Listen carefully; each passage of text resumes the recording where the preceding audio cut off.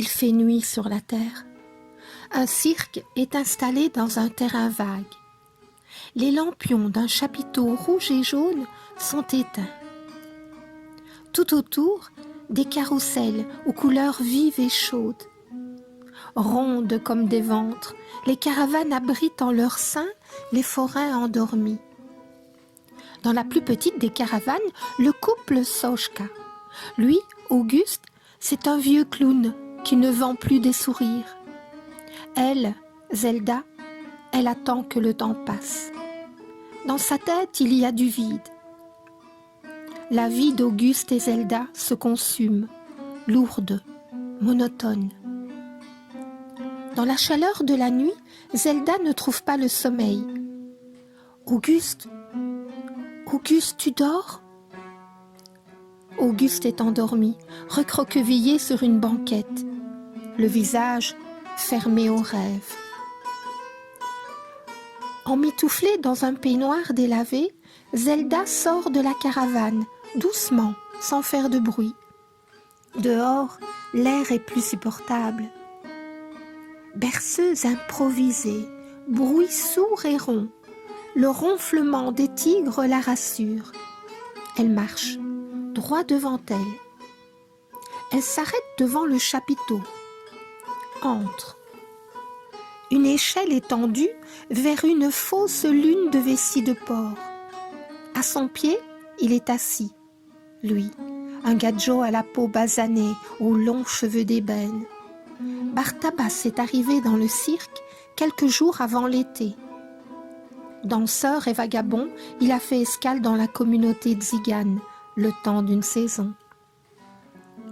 Ce soir, la lune est pleine. Elle vagabonde dans les déchirures de la toile, complice des désirs d'homme. De ses rayons, elle embrasse et embrase la vessie de porc. Bartabas découvre le visage de Zelda. Il s'approche. Dénoue les cheveux de Zelda lentement. Son geste est une caresse. Il ouvre les bras. Non. Il n'écoute pas. La tire, la serre contre son torse. Non. Bartabas l'emmène dans une danse fluide et passionnée. Autour de l'échelle tendue vers la lune comme une promesse, il virevolte. Dans l'oreille de Zelda, des chuchotements. Souffle chaud, chair de poule. Il parle bien, Bartabas. Il sait où mettre ses mots, un à un, pour ouvrir les cœurs. Les fragments de désir, il les cueille dans les âmes secrètes. Zelda se sent vivre, elle est belle, elle est femme. Cet étranger aux yeux de velours lui offre sa bienveillance. Cet étranger aux mots si doux lui offre sa chaleur. Dans la poitrine de Zelda, ça cogne si fort, l'espace lui manque.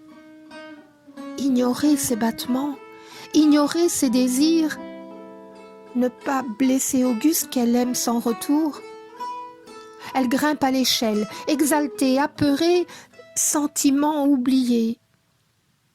Je vais t'offrir la lune en échange d'un baiser, un seul. Les échelons sont fragiles. La lune est très haut, trop haut. La sciure au sol étouffe un fracas. Juste une joie effacée par un cri. Derrière le rideau de velours rouge, un clown est pétrifié de silence. Derrière le clown, Zingara, la jument blanche. L'un après l'autre, le cheval soulève ses sabots, lentement. Il se dirige vers le corps étendu, souffle dans la nuque de Zelda. Chaud et court, le souffle s'évapore dans le vide de la nuit. Au galop, Zingara tourne autour de l'échelle.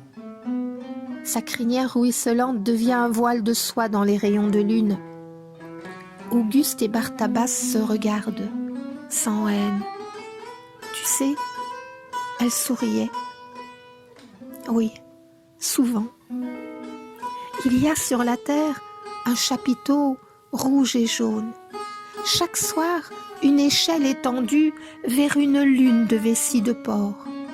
Au pied de l'échelle, un clown est assis. À côté de lui, crinière ruisselante, une licorne blanche souffle un air chaud dans la nuque d'Auguste. Il se réveille, grimpe à l'échelle, décroche la lune.